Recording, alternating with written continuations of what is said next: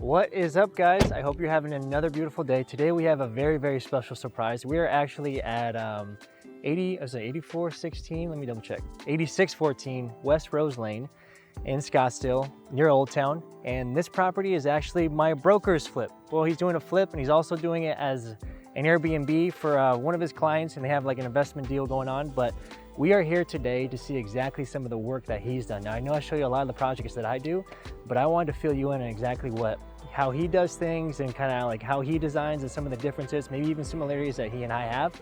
But he does amazing work. That's one of the reasons why he and I work very, very well together, is because we do flips, and we talk about with contractors, and we talk about game plans, and we talk about development and how we can better each other and do some more beautiful things and share it with you guys. So he told me this is kind of having like a Joshua tree theme, and I like that idea because that means a lot of beautiful natural colors. So let's take a look inside and see what he has.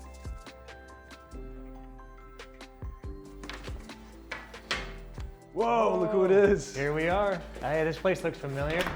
It should. Good to see you, man. How are you? Good to see you, brother. So good to see you. Yep. Appreciate Welcome, you. guys. So if you guys don't know, this is Carl. He has probably one of the biggest hearts that I've ever met, and Thank you. love him. Next to you. Love him very, very dearly. But this is his project. So I want you guys to take a look exactly what we've done. I want you to give us a walkthrough. Give me the grand tour of how things happen. So starting here, kitchen already looks amazing. So like, thank you. Just like I said before, guys, I've walked into this property before. We actually had a client, I had a client that was interested in it, but when we went to go look back at it for a second look, I stole it fair and square. This guy had it under contract, so good work. Thank you, appreciate that. So a lot of work went on since you've seen it last. I can tell, this looks amazing. Yeah, and so there's some stuff going on here behind the scenes too that people wouldn't really necessarily recognize. And so one of the things over here, obviously we did the front door, obviously we put brand new dual pane windows in, but one thing that people don't notice is actually we furred this wall out, meaning that we actually took it down to basically the block and furred it out with 2x4s and did R15 insulation in here. One of the big things with this property is really trying to make it very, very energy efficient. And so you can see some of the exposed insulation over here. So we use rock wool insulation because it does have an R15 value versus fiberglass, which would be like an R13. And so we do get that extra 2R value, which is very, very good. We did use spray foam insulation, which is very, very important to really seal that envelope up and just make it very, very airtight and very, very energy efficient. These older homes, especially the block construction homes, as you know, are not energy efficient at all. And so one of the big goals with this property was to really bring them to like 2020 standards, or even looking 10 years down the road, 15, 20 years down the road, to make sure that we hit these energy goals in the future. And so if you notice here, something kind of unique, you see some piping sticking out of here. These are actually refrigeration lines, and we have a mini split system going in here. It's a 1-ton mini split with I think it's a 23 SEER value for the 1 ton and 38 SEER for the 3/4 ton, which we use in the bedrooms.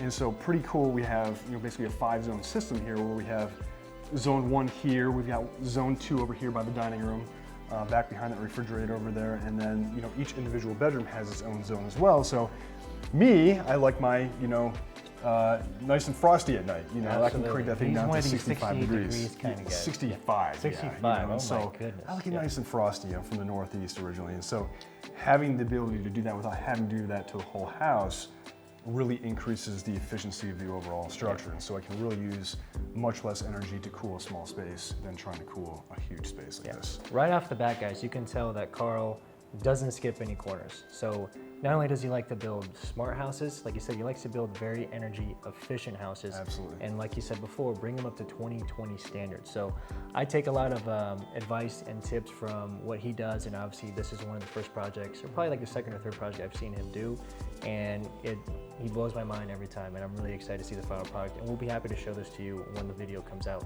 maybe in a week, maybe in 2 weeks, but stay tuned. But continue on. Okay, so here we actually had a wall that basically went to about here that really separated this. I just didn't like the space. It just didn't make any sense. You walked in, you have immediately greeted by a wall, and it just didn't make space or sense. And so there was originally an island here, and it was tight. And so what we did is we actually pulled this island back probably about 14 or 15 inches to give it a little bit more space in here, so that when you open drawers, you're not kind of bumping into each other. You have space to walk around, which was not the case last time. Key feature, yes. Yeah, and so if you remember before, there was actually a double oven here which was really kind of awkward because if you open the double oven, you're going to actually bump into the old island, and it just didn't make any sense. Absolutely. And so we got rid of all that. Fortunately, these homes built in the early 60s, this was the transition into trusses. And so these walls are actually not load bearing, which allowed us to actually open all this up. So when we opened it up, we literally took it down to the studs. You know, literally the block wall, we redid all the electric, we redid all the plumbing, you know, obviously all the HVAC. We removed all the HVAC ducts. There was a swamp cooler on there. There was a 5-ton old clunky carrier unit that weighed about 300 pounds, or 300 pounds, like 800 pounds that was on the roof.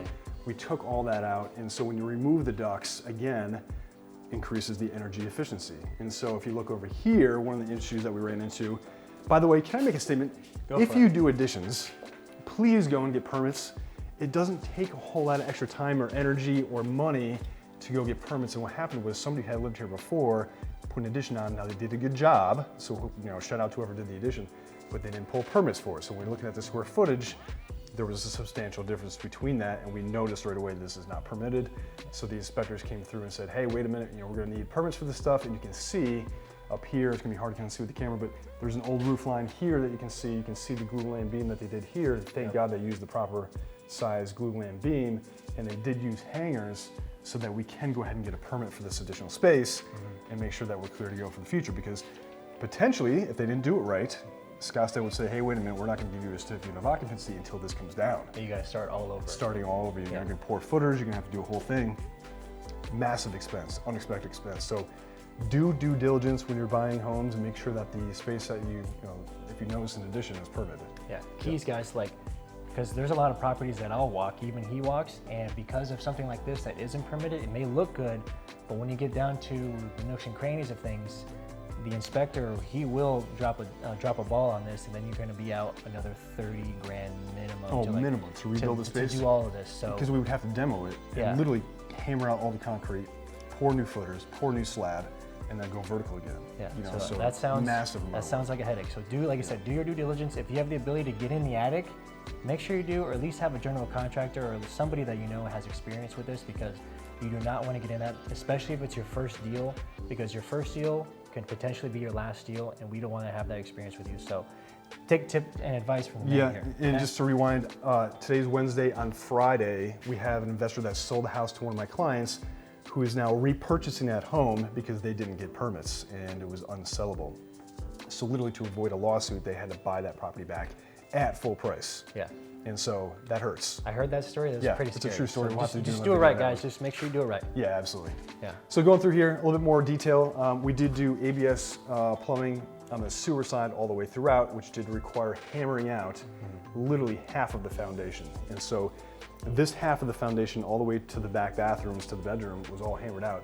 We dug 6 feet underground, more than 6 feet underground, pulled all the old cast iron out, pulled all the old cast iron vents out because they actually had deteriorated.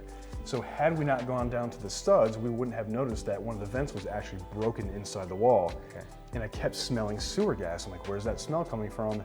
You know, we had capped off all of the other sewer lines, and I still got that whiff once in a while of, like, you know, when the wind blows, it would suck the air into the house. It's not a good whiff. It's not a good smell, right? And so when we hammered out all the drywall in the bathroom over here, we did notice that one of the vent stacks was actually literally broken inside the wall, and there was a crack in one, and there was literally rusted all the way around the perimeter of one of those pipes and just venting into the open space inside the wall, and you would have never figured that out. Yeah. So when you do these things, when I do these things, I go down to the studs. It's almost easier than trying to mess around, trying to like rerun electric and, you know, your copper, and, you know, if you're gonna switch over to PEX, you know, it's so much easier to just open the wall up, you know, re-insulate it, do it properly, you know, get it inspected. The inspectors love it because they can see it.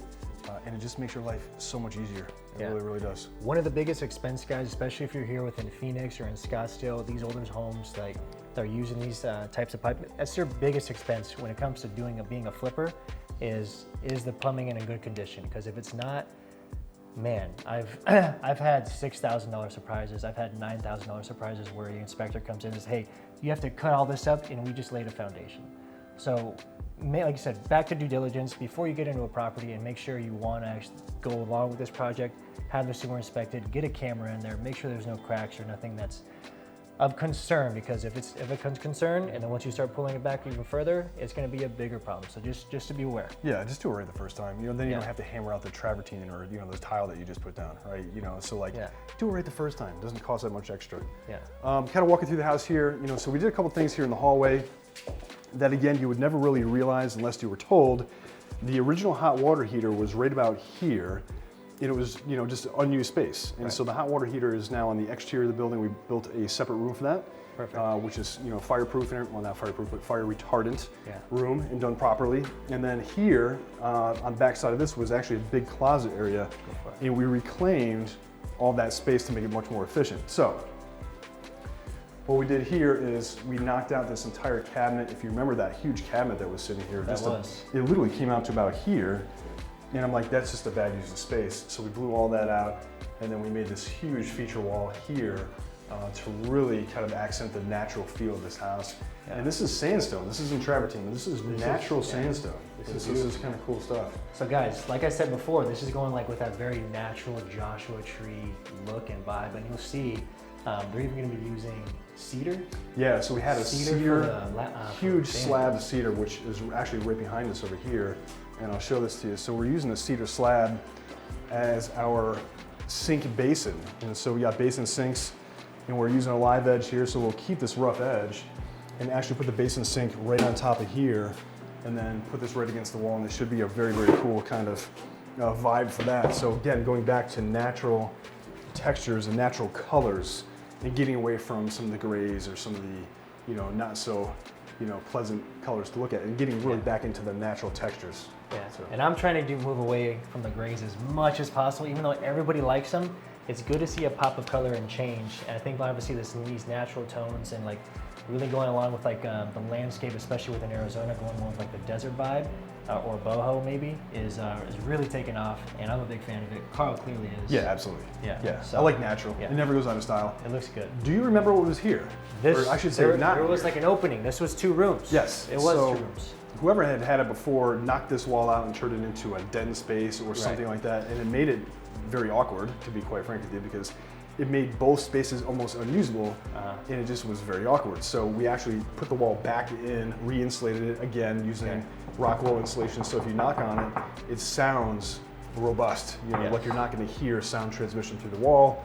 Very, very important. Again, we did the same thing here, where we did fur out this wall here, and then these are the refrigeration lines for the mini split, giving us that extra zone, which is super, super nice. So these mini splits are very, very energy efficient. This is a 38 SEER, 3/4 ton mini split.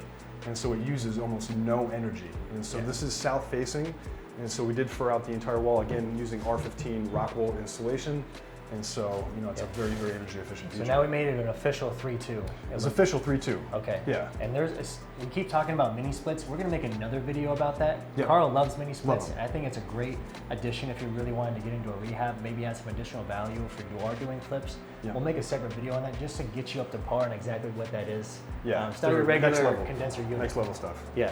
And so over here, you get to see kind of what we actually dealt with originally in its original form. And so you notice that somebody had knocked a hole, and you can see that the acoustics in here are substantially different, right? This is rock wool insulation. This is very well insulated. You can tell, there's no echo. Yeah, there's no echo, there's no reverb.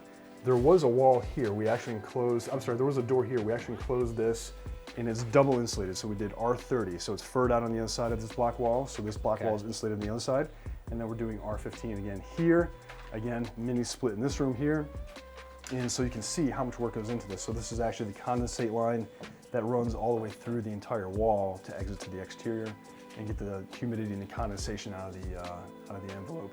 And so again, going back to spray foam, we spray foam everything. And so what you can't see here, because the floor is already down, this base plate is siliconed. Here's the silicone that we use. It's literally siliconed to the concrete, and allows, or does not allow insects or air or anything to, get underneath that slab and get into the envelope. And so it's a very, very energy efficient way to build. Wow. So Karl needs to become a home builder. Like clearly you can see he has a big passion for it and pays attention to all the details. So maybe we'll have another conversation about that later. Yeah, for sure. And do you remember, you were actually walking out the window here. This was a window. This was a window. So he's putting some new sliders. I noticed that for sure. Just a better use of space. I mean, this is kind of an awkward space out here. It was originally a storage shed or something weird. And, because I know it was a garage or storage shed, because this is like the awkward space that we were trying. My client wanted to make it a walk-in closet, but obviously this is a very useful use of the space, but I believe you have access to it over here now, right? Yeah, so what we had to do is remove that access because number one, it's a fire code violation, but number two, just a weird, awkward thing. You're not gonna go through a bedroom to get to the garage. So here, lighting's gonna be kind of tough, but we did fur out this wall here and turn it back into a garage. This was kind of an ad hoc bedroom at some point, and so understanding to remove that and put it back to a proper garage. It was a lot of work. Yeah. You want to have a garage, especially everybody uses a garage, whether it's for their car or whether they just use it for storage, especially in Phoenix, like in Scottsdale. A lot of these just came with carports, when they were originally built, and you'll see a lot of flippers or builders come on and put a 2-car garage or at least enclose one. And get a permit for that, please. Do a permit. That too. Yeah. And understand it doesn't take that much extra expense to get a permit for it, and do it properly and drop the 20 amp dedicated circuits in there and do those things right. And this is pre-wired for a car charger too. So thinking again, 2025. 2020. What is that going to look like? Yes, which I've ordered. I don't know where it is, but and so when you do add exterior doors like this, keep in mind that you do have to add exterior lighting. That is a code thing, and so you do have to run some electric in there. So we did hack into the block wall and run the extra electric to do that. And speaking of electric, let me take you around back and show you exactly what we had to do here. So, and actually, if you remember, this was a mess, and so we really cleaned this up. And here's where the mini splits go. One disadvantage of the mini splits, I know I keep talking about mini splits, but I love them. The disadvantage of them is you do have multiple condensers. So one of the condensers, this would be for the master bedroom, is here. And then we had to add in a bunch of fill dirt here to get the grading correct. There was like a storage. Yeah, it was a huge storage shed here, and it was just a mess, and all the water was draining actually over to my neighbor, which I'm sure they didn't appreciate very much. But so if you notice, we did add in a lot of the rock here. And we had to add some subterranean pipes to get the water to flow correctly, because the water is really kind of pushing back into the house. And what you don't know is that the alley is actually way higher than what the bottom of the door is. So all the water from the alley was coming in and running against the back of the house, and that could potentially cause massive foundation issues, especially if you wash away that dirt from underneath the foundation. So electrical system deck here, we got really deep into it. We actually pulled all brand new home runs for every single circuit in the house. I can tell already. Which is a lot of work. The ground there, And so these are brand new grounding rods here that we had to install. And you can see the remnants of some old irrigation and stuff that was in here. There's a lot of stuff in the ground that was going on that we just couldn't see, and I can't risk it. I don't want to rely on somebody else's work. No offense to whoever did the work originally. I'd rather do it right, do it over, and just do it myself. And so here, yesterday, we had SRP pull a brand new line from the pole all the way down, and then put a new top pole on here. Did you relocate it? Yeah, actually, this is the original location. Okay. So you can notice where the old panel actually came off, still where we painted around it. So we'll pull all this stuff out and tighten it up. But yeah, so here's where the Cox communications and everything else comes in, and then obviously the brand new service panel, everything here with a brand new meter, and then a proper 40 space. Panel there, guys. That is it, and that is the green stamp that you want to see, past inspection on that one. So that is done, and then if you notice in here, you actually can see how many branch lines that we had to pull, literally every single circuit from the house. And so one thing, here's one of the old branch circuits. That, my friend, is a rat that ate that. And so roof rats are very, very common here in this part of Scottsdale, and rats will literally eat through the wire. And so if you see very, very closely, I don't know if you can see this, that is copper that's showing. And so what happens is you get roof rats in there, and then there's your ground wire, and then there's your other wire. And what happens is you'll get an arcing there, and the house will burn down. And so it's much better to just pull all new wire than it is to ever even risk something like this. The actual wire cost isn't that much. The labor's a little bit more, but 100% worth it, right? And then you never have to worry about it again. And this is the old cloth wiring that was originally in the house. And so you can see this thing is just deteriorated, it's cracking and crumbling, and it's just no good. And then actually it is copper, surprisingly, but some of the stuff is actually aluminum. And so you gotta be very careful. Absolutely. So, here's 2020, and here's the past.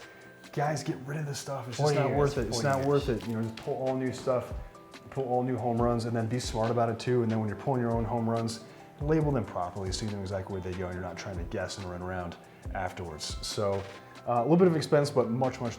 Just consider it an investment. It's a good investment. Absolutely. So there it is. Nice. Yeah, head out here for a second. So yeah, there's no doubt that was a lot of work. So especially when it was 115 degrees, you know, in the summertime out here. But that was done properly. Over there's the hot water heater. You know, we did have to do a lot of fireproofing. We used the fire-resistant drywall in there. And again, going back to the spray foam and making sure that's really tight so that insects and rodents and stuff like that can't get into the house. Yeah. So a lot of fun. A lot of fun. Out here was just more of a mess, to be honest with you. There was huge trees and they were all going into the pool, and the pool was turning into a mess, and then we actually drained the pool because we have to replace the pool light. But there were so many trees just dropping organic material into the pool that we could never keep it clean. And so we gave up, and we're gonna go back to more of a desert landscape. We're gonna use some natural grasses and natural, you know, stuff that's native to Arizona. Right. So. And just to go back a little bit, take a couple steps back. This property is an investment with another one of your clients, correct? Yeah, so actually he contacted me and he wants me to build this for him. And so he lives in Germany currently. He's never gonna see the property very likely. Right. And he wants kind of a showcase home that he can send his relatives and his family to, and then use it, you know, as a long-term rental. Pick the perfect guy to do the house here, Thank you. It's gonna be beautiful. I know this. Can't wait to see it. All of your Airbnbs currently have beautiful entertaining spaces, especially a lot of attention is paid in the backyard. When people come here for Airbnbs, they want to have fun, they want to use the actual space, they want to use the pool. So coming and do his little Joshua Tree feel, he just told me about his hammocks that he's having from Brazil. Yeah, so we ordered 3 custom handmade hammocks, and they're from Brazil. It's like a small couple, a small family that literally makes hammocks in their yard. And so we have pictures of the hammocks being made and then, you know, being shipped here to the US. So it's kind of cool that they're handmade. And so we'll have 3 hammocks over here. Again, going back to that natural feel, that natural desert vibe. And then we do have a natural wood burning fireplace. So if you can see, the honey all this, honeycomb, right? Honey, what do they call it? Beehive. Beehive fireplace. There you go. Thank you. And then all of the wood that you see here was wood that was claimed or reclaimed from the actual property. So you got wood for years, my friend. Okay. There's a lot of wood here. Cool. And how many days out, or how are you from this? Okay, today's Wednesday. Today's Wednesday. I think next Friday. Okay. So 10 days.